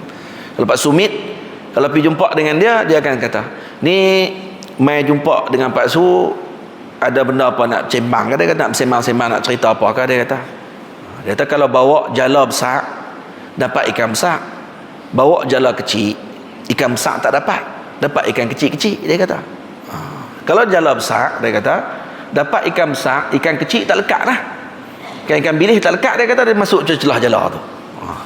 Dia kata dia bawa jala macam mana? Gitu. Waktu kata-kata khias orang-orang yang soleh, Allah Ta'ala merahmati beliau kan? Dan mendekatkan beliau dan menempatkan beliau bersama dengan para awliya dan salihin. Amin ya rabbal alamin. Mengapa para ulama sangat beradab di hadapan para guru mereka sehingga kita melihat mereka langsung tidak berbicara melainkan dengan izin daripada gurunya? Kenapa kita tengok orang-orang yang mengaji, lepas tu kita makin mengaji, mungkin kita akan beradab, kita akan makin rasa tunduk, rendah diri, rasa semakin sukun dalam hati kita ni, dan tenang badan kita, khudu' dan khusyuk. Khusyuk qalb, khudu' jawarih. Khudu' dia berkait dengan anggota, khusyuk berkait dengan ni, dengan kalbu kita, dengan jantung hati kita. Maka kita akan jadi khusyuk dan khudu'. Kenapa jadi macam tu? Ini kerana mereka beramal dengan segala adab yang telah kita sebutkan tadi. Kerana mereka beramal dengan tu. Lepas tu samarah bagi ilmu tu adalah amal. Amal tu yang akan menyebabkan kita, kalau dengar saja banyak pengajian tentang adab, baca kitab ta'lim 3 kali khatam contoh, tapi tak beramal, tak ada apa juga. Sama? Dia macam pergi mengaji yang orang panggil apa, masuk master chef, balik-balik haram tak masak pun. Macam tu. Kata dapat master chef sekarang sangat, kata tak ada masak pun, kami tak pernah try pun tengok. Korang-korang Maggi jadilah. Walaupun master chef tak pernah try masak pun tak. Tapi masuk kursus kami lagi tak jadi. Dia kena beramal, barulah ilmu tu dia akan jadi mantap, baru ilmu tadi akan jadi semakin halus. Lepas tu anak-anak muda kalau mereka beradab dan juga tata susila mereka luar biasa, ni diharapkan moga mereka akan jadi orang-orang yang mulia pada masa akan datang. Amin ya rabbal alamin. InsyaAllah kita doakan adik-adik ni semua jadi orang-orang yang mulia di sisi Allah Ta'ala, yang kena marah diberikan oleh Allah dengan ilmu yang bermanfaat, insyaAllah. Amin ya rabbal alamin. Rasulullah SAW kalau marah orang, Rasulullah kalau marah, dia akan doakan yang macam tu balik. Ya Allah, orang yang telah aku sebutkan yang tidak baik tentangnya, ya Allah jadikan tu kebaikan kepadanya, insyaAllah. Kita pun doa macam tu, insyaAllah. Marah ni di sini saja, bukan di sini. Kalau masuk di sini, takut lagi jadi kita pun berat, dia pun berat lagi. Tak, kita marah di sini saja, nak pergi jadi comel, nak pergi jadi elok. Lepas tu pula mai jauh, naik laut. Baru sampai pula saat ni. Baru sampai saat ni, tak sampai beberapa minit duduk dalam bilik, tukar baju, terus mai ke sini. Tengok orang sembang, macam ni kita tak marah? Boleh. Macam tu. Baik. Tapi marah tetap marah. Jangan kata saya gelak tu saya tak marah tadi. Tadi tak marah juga tadi. Moga-moga marah tadi jadi elok tadi, insya-Allah. Jadi kebaikan kepada yang kena marah, dan yang tak kena marah pun jadi bagus juga, insya-Allah. Jadi baik lepas ni, dan kemudian duduk dalam majlis siapa pun dengan guru-guru kita nanti jadi elok semuanya. Bagi ni kita paling susah sekali zaman lah pada memberikan pendengaran. Adab mendengar tu kurang. Kita suka bercakap tapi sukar mendengar. Atau adab mendengar ni adab luar biasa. Nabi kita Muhammad sallallahu alaihi wasallam adalah pendengar yang sangat luar biasa. Kita susah nak jadi pendengar. Kalau bini kita cerita, kita payah nak dengar. Kalau mak kita tengah bersembang, kita payah juga nak mendengar. Kalau mak pun anak tengah duduk bercakap, dia tak boleh nak dengar dengan baik, pun tak jadi elok juga sebenarnya. Dia kena jadi pendengar yang baik. Guru ketika murid sedang bagikan kepada dia dengan pandangan, ataupun murid tadi sedang bagi tahu kepada dia masalah, guru kena jadi pendengar yang baik. Kalau guru jadi pendengar yang baik, insya-Allah ni orang yang akan jadi kasih. Murid akan jadi kasih dengan dia. Pendengar yang baik ni susah sebenarnya. Tak percaya, tengok kat diri kita sendirilah. Kita kena orang, kita tengah sembang, perang-perang cakap, kita nak semua orang dengar kita bercakap. Tapi bila orang cakap dengan kita, kita pegang handset. Ya. Dengar, tahu. Dia tengoklah sini. Dah dengar, dia kata. Kan tak dengar ni sambil-sambil, tak apa. Cakaplah. Macam mana kita nak cakap? Nampak tak? Dia takkan boleh jadi yang baik. Al-Imam Asma'i, waktu ketika mana ada seorang anak muda datang kepada dia, cerita satu benda. Imam Asma'i dengar macam tak pernah dengar cerita tu. Dengar sungguh. Bagi perhatian pula. Dia kalau kita cerita kat kawan kita, lepas tu dia hanggup, lepas tu dia sebut pula, tu noh. Kita akan jadi bawa tu. Dia semangat lajak lagi. Cerita tak betul tadi pun jadi tak betul tu cerita. Dia tambah cerita pula lepas tu. Sebab kawan tu tuno tuno. Ish, ya Allah, awak jadi macam tu. Sama-sama. Lagi dia lajak kalau cerita waktu tu. Betul tak? Dia akan jadi semangat. Kecuali kalau cerita kawan-kawan pakai buat tak layan. Tu memang jam. Dia akan jam terus waktu tu. Imam Asma'i dengar. Habis budak tu bangkit, keluar. Anak-anak murid Imam Asma'i kata, wahai imam, wahai tuan guru, bukankah cerita tu kamu pernah cerita dekat kami sebelum ni lagi? Kata Imam Asma'i. Imam Asma'i ni alim lughah, guru kepada anak Sultan Harun Ar-Rashid, Amirul Mukminin. Ini guru ulama besar lughah pada zaman tersebut. Yang dalam kisah dalam Ta'lim Muta'allim, yang Harun Ar-Rashid mai tengok dia, anak dia pergi hantar duduk di pondok. Ni anak raja-raja dulu hantar duduk pondok. Duduk pondok pergi mengaji. Kenapa pergi mengaji dengan Imam Asma'i? Kerana nak betul lughah. Anak raja, anak sultan, pemerintah kalau naik atas mimbar cakap tak betul, ini aib. Khutbah kalau kata lughah tak kena, aib. Kerana lughah tadi akan membetulkan dia punya akhlak dia. Nak tengok akhlak orang dia, tengok lughah dia.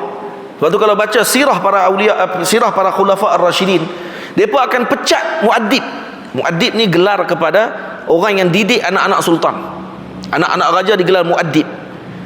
Kalau ada seorang anak budak kecil, mai jumpa ada satu kisah. Kalau tak salah saya, kisah ni Marwan Ibnul Hakam, khalifah. Mai seorang budak kecil bercakap dengan dia dengan bahasa yang luar biasa. Dia suruh ulang balik cerita. Kawan ni pun ulang balik cerita balik. Bila cerita dia suruh ulang kali lagi, sonok dengar. Lepas tu dia tanya, siapa dia yang ajak kamu? Dia kata, siapa yang ajak kamu bahasa macam tu? Budak tu nak cerita masalah lain, dia tak teringat dah masalah, teringat tentang lurah budak tu. Comelnya lurah dia, bahasa dia tu comel. Kemudian bila dengar tu, dia kata, kamu ni daripada mana? Dia kata, budak ni kamu daripada mana? Dia kata, siapa yang didik kamu? Dia pun beritahu siapa yang didik dia semua kali. Terus Marwan kata apa? Pecat muaddib yang ada anak-anak kita ni. Ambil guru tadi main mengajak di dalam istana pada waktu tu. Kenapa? Karena budak ni luar biasa bahasa dia. Ni ada seorang perempuan, saya pernah baca sebelum ni dekat santri di Zawiyah. Seorang perempuan mai jumpa dengan ada masalah dengan keluarga dia, dengan suami dia. Fazahabat ila ahadi rijalil aghniya. Dia pergi jumpa dengan seorang lelaki yang kaya. Wa tarraqatil baba, ketuk pintu. Fa kharaja ahadul khuddam, keluar seorang daripada pembantu rumah orang kaya tadi. Wa qala laha, "Madza turidin?" Kamu nak apa wahai wanita? Fa qalat, kata perempuan tadi, "Uridu an uqabila sayyidak." Aku nak jumpa dengan sayyidaki, maksudnya tuan kamu. Fa qala, "Man anti?" Khadim tadi tanya, "Siapa kamu?" Qalat, kata perempuan tadi, "Akhbirhu annani ukhtuh." Bagi tahu dekat dia, kata saya ni adik-beradik perempuan dia. Al-Khadim ya'lam anna sayyidahu laysa indahu ukhtun. Tuan ni tahu, kata apa ni, khadim ni tahu tuan dia tak ada adik-beradik. Mana ada adik-beradik? Perempuan ke lelaki tak ada adik-beradik, dia kata. Tak ada adik-beradik perempuan. Fadakhala wa qala li sayyidihi imra'atun 'ala al-bab tad'i annaha ukhtuk. Faqala adqilha fadakhalat.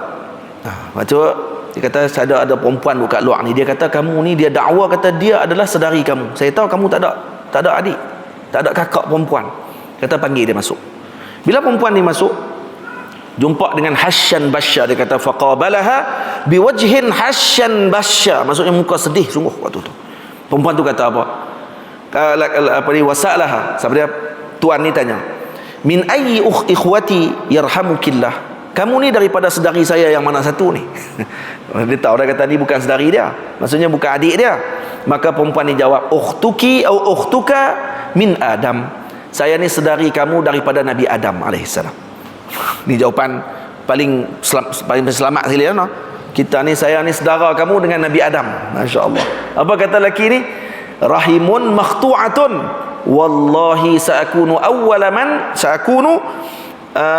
awwalu man yasiluha, kata dia. Kata perempuan, lelaki ni kata apa?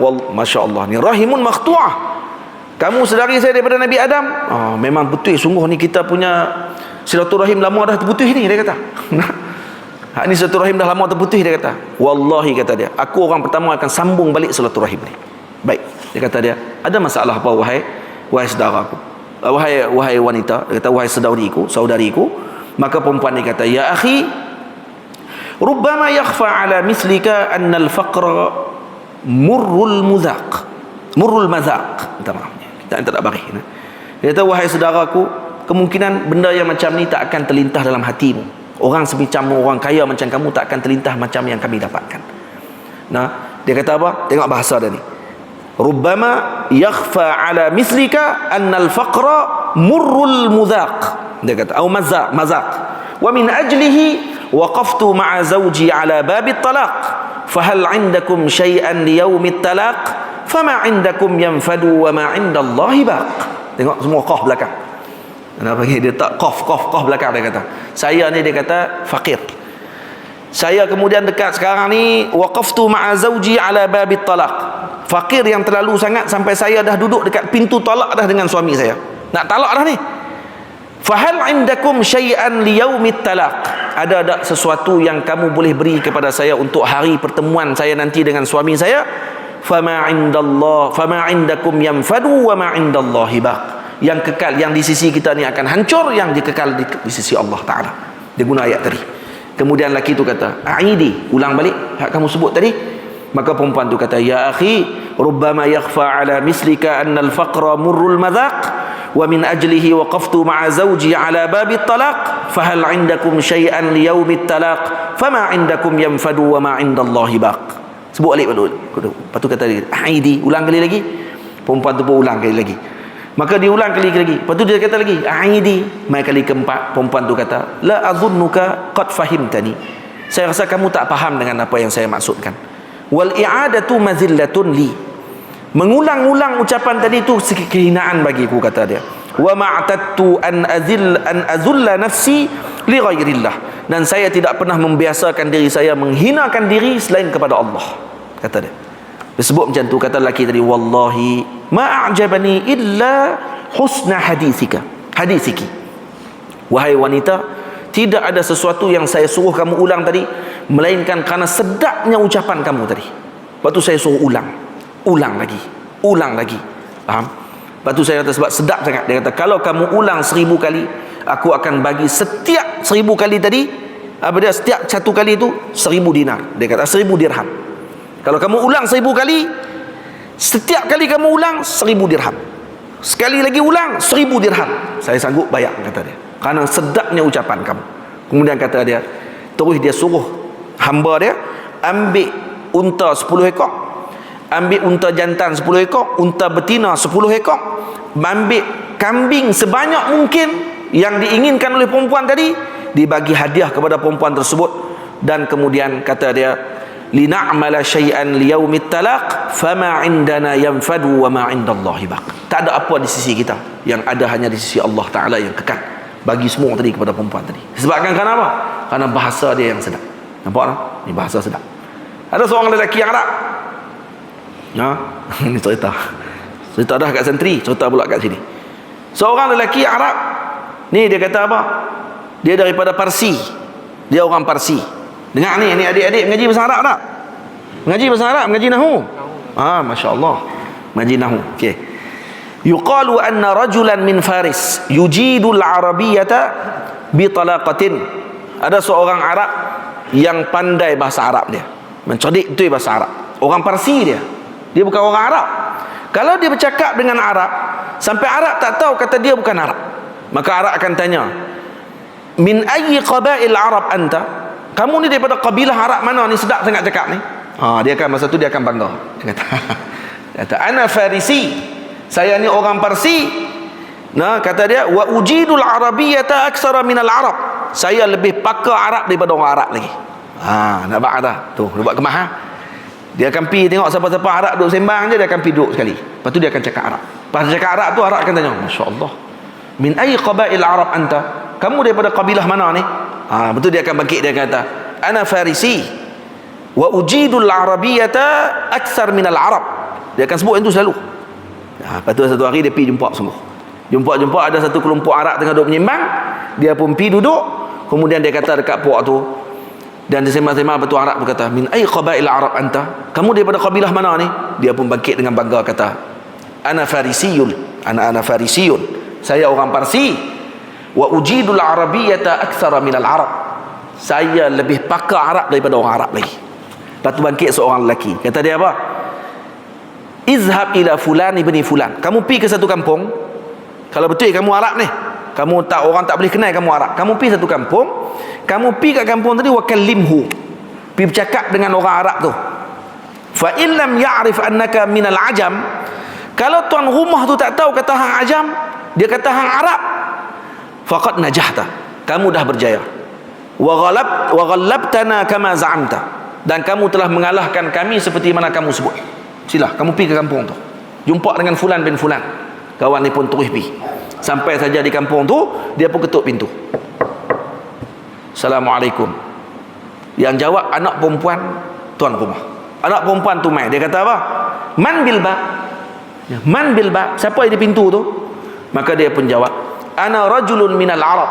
Parsi ni lah, orang Parsi ni kata, ana ni daripada Arab. Dia kata, wa uridu abaki.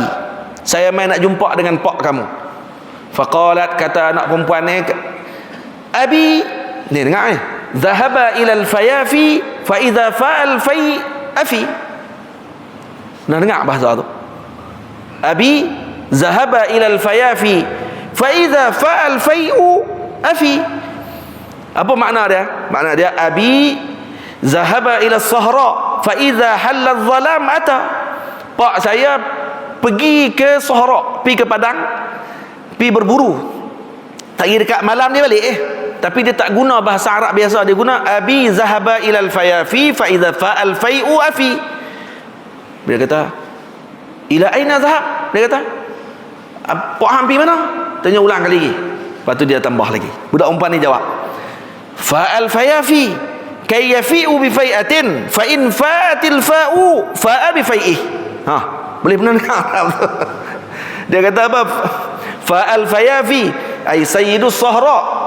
Dia pergi ke Sahara, dia ketua orang yang duduk di padang pasir ni. Kay yafi'u bi fai'atin li ya'uda lana bi saydin. Dia akan bawa balik kami dengan binatang buruan. Fa in fa'atil fa'u idza gharabatis syamsu. Kalau dah matahari terbenam, apa dia? Fa'a bi fai'ihi. Dia akan bawa balik dengan buruan dia. Tapi dia tak guna sikit pun bahasa Arab, semua guna hak fa tadi ni. Kita tahu ni fi itu ya. Nah, dia kata fa'a fayafi kay yafi'u bi fai'atin fa in fa'atil fa'u fa'a bi fai'ihi. Buat tu. Pergi tu. Lepas tu Pak Long tu kata, datang apa pula? Lepas dia kata kemudian mak dia duduk dalam, duduk kat dapur, kata, ya benati man bil bab. Mereka tahan duduk sembang dengan siapa tu? Siapa duduk kat pintu? Terus budak ni jawab apa? A'jami 'alal bab ya ummi. Dia kata, tu ada orang bukan Arab, dia kata duduk depan pintu ni. Dia kata, ni orang bukan Arab, dia tak faham aku cakap apa pun. Ni bukan Arab ni. Ni bukan Arab. Tak faham? Bayang kalau dia jumpa dengan pak macam mana agak-agak. Tu pun jumpa dengan anak tu. Tu kawan tu kata dia pergi jumpa dengan Pak Fulan bin Fulan. Dia pergi jumpa baru dengan anak ni, kena dah. Terterak teruk ni. Kalau jumpa dengan Pak kata, kalau cakap jadi alien terus. Tak faham apa. Ha? Nampak tak bahasa Arab, masya-Allah tabarakallah. Cerita terakhir sebelum kita tutup. Sebab tadi dah kena marah. Ni kita cerita ala-ala ni, cerita yang lawak-lawak ya. No? Tu pun kalau lawak lah. Ha? Ada seorang Arab, dia mai jumpa dengan Imam Ishbili. Dia jumpa Imam Ishbili, dia kata kat Imam Ishbili, "Mahwal kammuj?" Dia kata, "Mahwal kammuj?" Alif lam kaf mim waw jim. Mahwal kammuj? Tu Imam Ishbili kata, "Aina qara'taha?" Kamu baca kat mana tu? Kammuj tu. Dia kata fi qauli Imri'il Qais. Dalam qaul Imri'il Qais dia sebut walailin kammujil bahar. Patutnya walailin kamaujil bahari. Malam seperti mauj al-bahar. Maksudnya seperti ombak lautan. Itu kamauj maksudnya. Betul? Patutnya malam seperti ombak lautan. Dia pergi baca kamuj, dia tak baca kamaujin, tak kena baca. Ka'b tu dia ingatkan Ka'b tu sekali dengan huruf semua. Ka'b tu adalah salah satu daripada juzuk bagi kalimah tu. Padahal Ka'b tadi ni Ka'b huruf jar. Nah, kamaujin ataupun tamsil untuk nak bagi misal. Lail kamaujil bahar, maksudnya gelap malam. Lepas tu apa kata Imam Ishbili? Al-kamuj, dia kata dabbatun yaqra'u wa la yafham. Dia kata kamus tu yang kamu tanya tadi tu binatang, sejenis binatang, nah, yang dia baca dia pun tak faham tentang apa dia baca. Faham? Macam tadi malam tadi dia pergi baca lailin kamujil bahar, patutnya kamaujil bahari. Kenapa tak gelak ni? Kerana tak faham. Betul tak belum? Faham tak lawak saya ni? Tak faham. Lawak ni hanya untuk orang Arab je. Arab je yang faham lawak ni, no? Ni yang lawak macam Imam Tabrani tu. Ada seorang tanya, dia kata apa dia, hatta kharajat dhab tu, dia kata nah min juhriha la tattabi'anna apa ni, la tattabi'anna hadis apa tu yang kata kamu akan mengikuti Yahudi ni, nah, sehingga mereka masuk dalam lubang dhab pun, tamam, maka kamu akan ikut mereka masuk juga dalam lubang tu. Akhrajahu Tabrani, dia kata. Hadis tu akhrajahu Tabrani belakang sekali. Yang dikeluarkan hadis tu oleh Imam Tabrani. Masalah dia Pak Long hak tanya tu, dia pergi kembalikan hu tu dekat dha. Dhamir tu dipatah balik kat dha.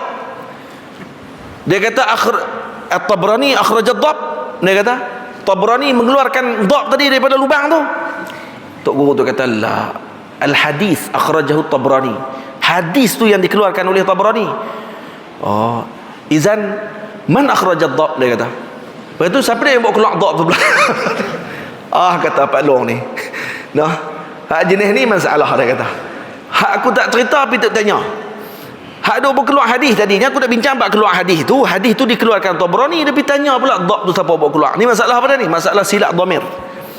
Sebab tu kata ulama laula dhamir la alimal hamir. Nah, kalau tak kerana dhamir maka akan alimlah sekali dengan himar. Keldai pun boleh jadi alim kalau baca kitab. Kerana dhamir lah menyebabkan kita ni boleh tahu kata dia ni tok guru ke tok garu kalau baca kitab. Faham? Kalau dia tok guru, insya-Allah dia boleh baca kitab betul. Dhamir dia patah balik kena kepada tempat dia. Tapi kalau tak betul, maka dia akan lari pada tempat dia pada waktu tersebut dan dia akan menyesatkan dan akan disesatkan. Wassallallahu ala sayyidina Muhammad. Dekat tu dulu insya-Allah. Terakhir tu Imam Harushi kata apa? Imam Harushi kata al-kalam bi hadratil ustazi maqtun. Bicara di hadapan guru itu tanpa izin adalah merupakan kecelakaan. Tu hati-hati. Hati-hati. Berbicara di depan guru itu adalah merupakan kecelakaan. Dan semoga kita semua diselamatkan daripada perkara tersebut. Amin ya rabbal alamin. Dan semoga Allah mengurniakan kepada kita adab yang agung, berkat Nabi yang agung Sayyidina Muhammad sallallahu alaihi wa alihi wasallam. Insya-Allah ada rezeki peluang nanti kita datang lagi, kita sambung lagi kitab ni insya-Allah. Pada bab yang seterusnya, pada perbahasan seterusnya disunatkan juga kepada kita meminta agar orang soleh tersebut mendoakan kebaikan dan kesejahteraan kepada kita di dunia dan akhirat. Itu insya-Allah kita akan sambung nanti pada pertemuan akan datang. Moga dapat manfaat dengan apa yang telah kita bacakan pada hari ini, telah kita sebutkan pada hari ini. Dengan manfaat-manfaat tersebut kita dapat amalkan dan dapat kita sampaikan kepada orang lain pula selepas ini, insya-Allah. Kitab ni tak panjang pun sebenarnya, pendek aja. Nah, syarahan tu jadi panjang tu. Masuk cerita pula jadi macam-macam tu jadi panjang. Kitab ni sebab belakang ni dia akan ada doa. Tang doa tu dia akan jadi laju dah. Sebab kita tak akan syarah doa tu. Datang di sini baca doa. Doa dia macam mana? Ni doa dia, baca sendiri. Tengok baris je, kita akan tengok baris betul ke tak betul je. Hak tu nak betulkan balik. Ni kalau kata kalau saya ringkaskan secara satu minit, kalau sampai di maqam para wali boleh buka muka surat yang ke-56 kalau hak Jawi. Nak pergi ke maqam tok guru para sufi, para wali Allah Taala, pergi pada muka surat 56 terus. Kalau semua muka surat 56 ni akan tengok dia ada adab dia. Kita nak buat apa waktu sampai di maqam para wali Allah Subhanahu Wa Taala. Nak baca macam mana? Muka surat 55 disebutkan adab tersebut. Pada muka surat 55. Kalau hak yang Rumi pada muka surat yang ke 19. Nah, muka surat 19 kalau tak silap saya. Ya betul. Muka surat 19. Nah, muka surat ke-5, muka surat ke-20, ni dah sebut dah. Benda apa kita nak kena baca. Kemudian kalau kita melawat Nabi, nak baca macam mana tawassul dia, dan doa yang panjang ni boleh kita baca juga. Dan seumpama. Kemudian bila kita nak berpaling daripada maqam wali tersebut, kita nak baca apa? Nak balik dah. Nak pusing nak balik, baca apa? Salamullahi ya sadah. Ni baca ni. Muka surat 26 kalau hak Rumi. Muka surat yang Arab, yang Jawi, muka surat 48. Dia kalau baca macam mana?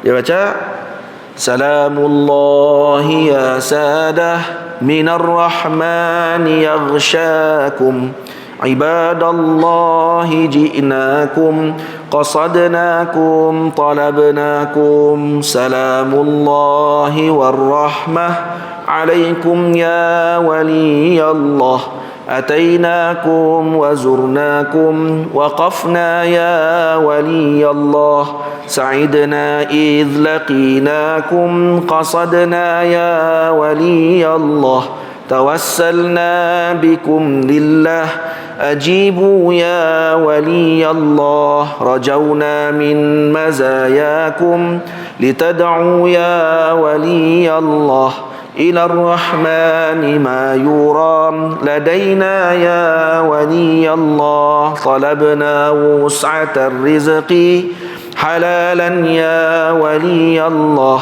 وحج البيت في الحرام مرارا يا ولي الله وارزق لنا زيارات مدينة رسول الله وحسنا في اختتامنا كراما يا ولي الله وصل وسلم على محمد يا ولي الله وحمدا للمهيمين وشكرا يا ولي الله. Baca yang tu. Sama ada baris itu yang ziyarata tu baca ziyarata. Warzuq lana ziyarata. Maf'ulun bih. Nah. Baik. Kemudian baca wada' ya wali Allah. Baca ramai-ramai. Kalau kita pergi ramai-ramai kita baca al-wada' seorang pimpin. Halim pakat baca ikut. Al-wada' ya wali Allah, al-firaq ya wali Allah, al-aman ya wali Allah. Kemudian baca doa bawah tu. Kemudian baru kita bangkit. Dia bila bangkit tu kita baca ya rabbi bil mustafa balligh maqasidana waghfir lana ma madha ya wasi'al karami huwal habibul ladzi turja syafa'atuhu likulli haulin minal ahwali muqtahami maulaya salli wa sallim daiman abada ala habibika khairil khalqi kullihimi. Kemudian balik kita macam tu. Baik, ada syirik ke baca tu tadi? Syirik main kot mana? Syirik kita pun nampak lepas tu. Nah, InsyaAllah moga-moga Allah Ta'ala bagi barakah dan rahmat. InsyaAllah nanti kita akan sambung. Kalau ada rezeki peluang kita sambung lagi kitab ni insyaAllah Ta'ala. Assalamualaikum. Saya ucap terima kasih banyak kepada tuan rumah Fadil Ustaz Nazri dan juga seluruh ahli jawatan kuasa masjid. Semoga Allah Ta'ala berkati, rahmati dan memberikan kebaikan kepada mereka semua, juga kepada pihak murabbi, khidmat murabbi dan seluruh yang terlibat dalam tim yang berkhidmat kepada kita, datang ke sini dan bawa kita, sambut kita, dan seluruh masyarakat di tempat sini, insya-Allah. Semoga Allah Ta'ala rahmati, berkati, muliakan, turunkan rahmat kepada masyarakat di tempat ini, juga kepada anak-anak daripada Maktab Mahmud Langkawi, diberikan dengan kebaikan, ilmu yang bermanfaat, diberi futuh, diberi dengan kelebihan dan kebaikan di sisi Allah Ta'ala berkat Nabi kita Muhammad sallallahu alaihi wasallam, juga kepada para gurunya dan juga seluruh yang terlibat dalam pengajian kita pada malam ini. Assalamualaikum warahmatullahi wabarakatuh. Bismillahirrahmanirrahim. Alhamdulillahirabbil alamin, wassalatu wassalamu ala asyrafil mursalin wa ala alihi washabbihi ajmain. Rabbana zidna ilman wa sif rizqina wa barik lana fima razaqtana waj'alna mahbuban fi qulubi ibadika wa azidan fi uyunihim waj'alna wajihan fi dunya wal akhirah minal muqarrabin ya katsiran nawal hasanan fi ali qa'iman bila zawal ya mubdi'an bila mithal falakal hamdu wal minnatu wasyarafu ala kulli hal. Sallallahu ala sayyidina Muhammad wa ala alihi wa sahbihi ajma'in. Alhamdulillahi rabbil alamin. Assalamualaikum warahmatullahi wabarakatuh.